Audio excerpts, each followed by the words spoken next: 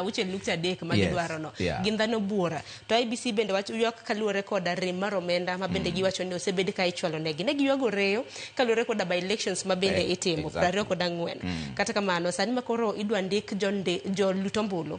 gidwaro siling bilion 8 mar mondo mi process chenro ma kamano tayo makare.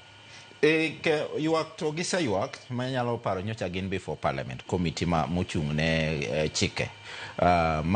magi wacho ne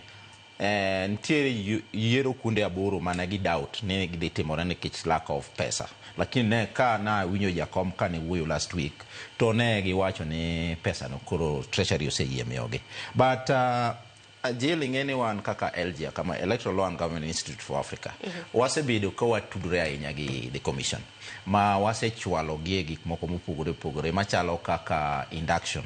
gima sani wang'iyo kabisa ne IBC en ni wadwaro ni mondo IBC obed gi very serious stakeholders engagement mondo iluongo ne the confidence, the public trust mosebedo kane piny sana odhi malo matin tadieri king'iyo gi kaka gisebedo ka gitimo nyaka gidonji office pok gichopo kata the 100th day e office nyaka ne yiergi gisetimo a lot of engagement makata mana last week nyocha wan kod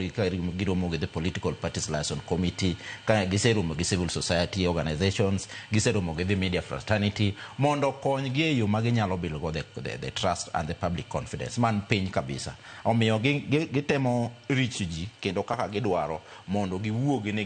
ginere ne gipogore gi the commission mosekalo omiyo an gadiene gibiro timo